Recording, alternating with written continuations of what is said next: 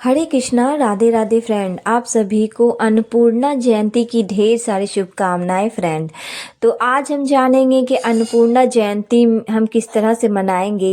इस दिन कैसे हम अन्न की पूजा करेंगे, रसोई की पूजा हम किस तरह से करेंगे, चौकी हम किस तरह से बैठाएंगे, क्या हमें भोग लगानी है, सारी चीज़ें हम इस वीडियो में जानेंगे। तो अन्नपूर्णा जयंती हम हर वर्ष हिंदू पंचांग के अनुसार 9वें माह यानी कि मार्गशीर्ष अगहन माह की पूर्णिमा तिथि को मनाते हैं। ऐसे इस अन्नपूर्णा जयंती में माता पार्वती का ही स्वरूप माता अन्नपूर्णा जयंती के रूप में मनाया जाता है।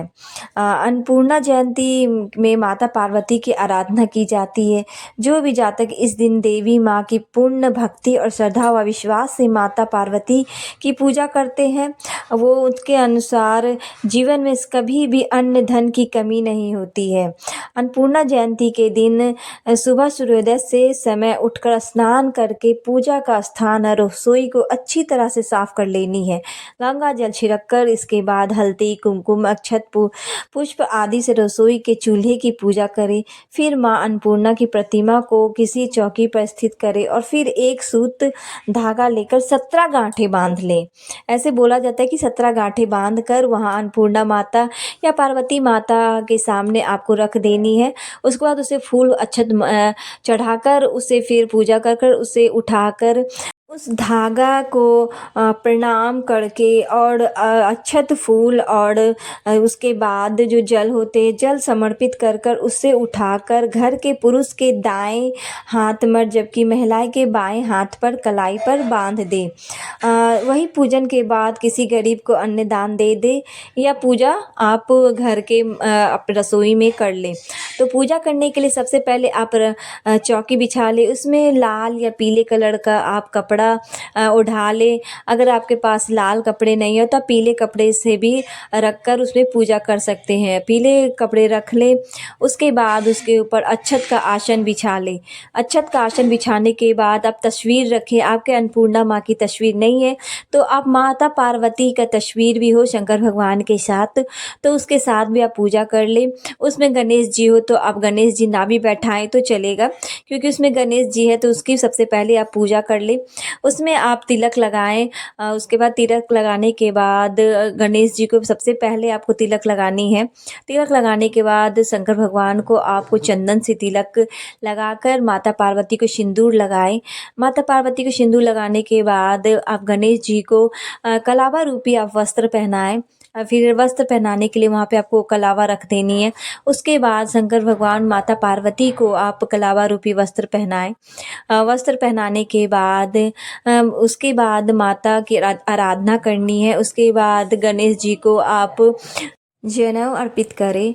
उसके बाद शंकर भगवान को भी जनेऊ अर्पित करें। जनेऊ अर्पित करने के बाद वहाँ पे आप अक्षत रूपी छिड़कनी है। उसके बाद पुष्प चढ़ानी है। उससे पहले आपको जल स्वरूप सब जगह आपको छिड़कनी है जल। उसके बाद पुष्प चढ़ाकर वहाँ पे जो आपको चढ़ानी होती है, जितने जैसे इसमें आपको खीर बहुत मान्य है क्योंकि खीर आपको चढ़ानी है। तो उससे पहले आपको कलश बैठाने के लिए उसमें आपको चावल रखनी है। चावल को अच्छे से फैला ले। उसके बाद अष्टदल कमल उसमें बना ले। अष्टदल कमल बनाने के लिए आपको उंगली से 8 जगह आपको लकीर खींचनी है। उसके बाद लकीर खींचने के बाद उसमें आप कलश बैठा ले। कलश बैठाने के लिए उससे पहले आप कलश पे अच्छे से चंदन से आपको उसमें स्वास्तिक बना लेनी है। स्वास्तिक बनाने ले क्योंकि मैं पहले से बना ली हूँ तो उन्हें दिखाई हूँ, तो मैंने स्वास्तिक बना ली। उसमें आपको जल देनी है। जल देने के बाद उसमें गंगा जल भी डालनी है।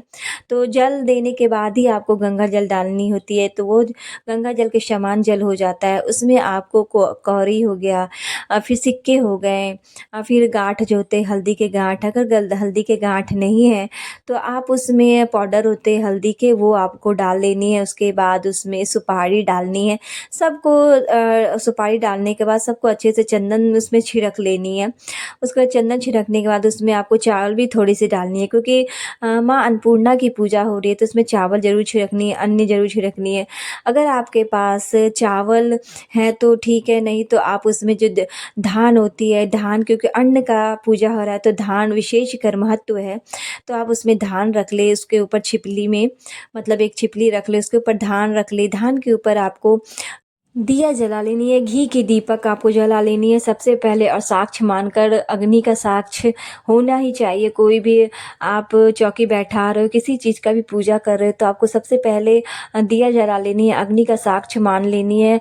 हे अग्निदेव, आप सबसे पहले यहाँ पे विराजमान हो और सबके साक्षी बनो और सारे संपूर्ण कार्य आप वहाँ बैठकर देखो। तो इस तरह से आपको सबसे पहले आपको अग्नि प्रज्वलित कर लेनी है। अग्नि प्रज्वलित करने के लिए आपको दिया साक्ष्य करनी है क्योंकि दिया आपको जलानी है वहाँ पे। तो दिया जला ले, उसके ऊपर धान जो छिपली में रखे हुए उसके ऊपर आप दिया रख लो। उसके बाद आप वहाँ पे चावल जो होते हैं, चावल आपको रखनी है क्योंकि अन्न रखनी होती है तो आपको अन्न के रूप में आपको चावल वहाँ पे रखनी है। रसोई घर का कोई भी अन्न हो तो वहाँ पे आपको रखनी है क्योंकि अन्न भगवान का ही पूजा हो रहा है, अन्न माता की ही पूजा हो रही है। तो उसके बाद आप माता पार्वती को चुन्नी ओढ़ा ले। चुन्नी ओढ़ाने के बाद आपको वहाँ पे थोड़े से धान भी रखनी है, खड़े धान जी होते हैं। उसके बाद इसमें आपको खीर बहुत निशेषरी आपको खीर ज़रूर चढ़ानी है माता को, पार्वती माँ को। अन्य कुछ बनाया हुआ घर का कुछ रसोई घर के कुछ बनाए हुए चीज़ें जैसे मीठे में आप खीर चढ़ा लो या हलवा पूड़ी से भी इसके भोग लगा सकते हैं। उसके बाद जो लड्डू बताशा है वो आप चढ़ा लो। उसके बाद जहाँ जहाँ पे आपको साक्ष्य के रूप में जो जलाएँ दिए सारी जगह आपको तिलक कर लेनी है, कलश में तिलक कर लेनी है। आप जहाँ पे चढ़ाए वो धान वहाँ पे आपको तिलक कर लेनी है।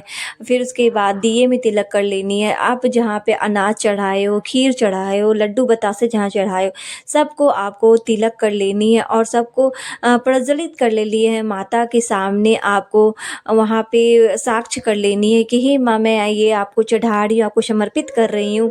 तो ये समझकर आपको वहाँ पे प्रज्वलित कर लेनी है। उसके बाद आप वो दिया जलते रहने देने। उसके बाद आपको उससे पहले आपको या कपूर की बाती से या घी या तेल या तिल के तेल से आप वहाँ पे आरती कर लेनी है। आरती करने से पहले आपको अगर कथा सुननी है तो हाथ में जल ले ले, अक्षत ले ले, फूल ले ले। उसके बाद हाथों में रखकर आपको कथा सुननी है तो कथा सुन ले। कथा सुनने के बाद थोड़ी देर आपको कथा सुननी है तो कथा सुनने के बाद हाथों में उसके जिस स्थान पे माता पार्वती जो अन्य माँ की जहाँ पे पैर है वहाँ पे आपको नीचे रख लेनी है। वो सारे हाथों में जो रख कर आप जो कथा सुन रहे हो, सुनने के बाद उस स्थान पे आपको वो सारी चीज़ें रख देनी है। उसके बाद क्षमा याचना करनी है, माँ आप मुझे जो भी भूल चूक हो, जो भी आप माता हमें जो भूल है वो सारी क्षमा करे। पूजा में जो भी भूल हो चुकी है वो आप हमें माफ़ करें। और उसके बाद आप माफ़ी मांगते हुए फिर उसके बाद आप आरती करें। तो आरती करने के लिए आप कपूर की, हमने कपूर की बाती बनाई है, कपूर से हमने आरती करी है। आप घी या तेल की बाती बनाकर आप उससे भी आरती कर सकते हो। तो आरती के लिए हमने कपूर जलाए हैं। कपूर जलाने के बाद हमने वहाँ पे आरती करी। आरती करने के बाद माता से प्रार्थना करी कि हे माँ, आप ये जो भी मैं पूजा करी वो ग्रहण करे और माता आशीर्वाद दे। हमारे धन, हमारे अन्न और हमारे रसोई घर हमें भरा पूरा रहे हमेशा। और उसके बाद माता से यही प्रार्थना करते हुए माता रानी का आरती गाएं। उसके बाद आरती गाने के बाद वहाँ पे आप दिए से चारों जगह चारों तरफ घूमने के बाद सभी घरों में आपको आरती करनी है। सभी घरों में जाकर आप आरती दिखाएं ये कपूर की बाती। उसके बाद वहाँ घरों में दिखाने के बाद माता के सामने दिया रखे और पंडार करे जल से 3 बार। तो इस तरह से अन्नपूर्णा जयंती की ढेर सारी शुभकामनाएं आप सभी को फ्रेंड। तो राधे राधे फ्रेंड, आप सभी को अन्नपूर्णा जयंती की ढेर सारी शुभकामनाएं।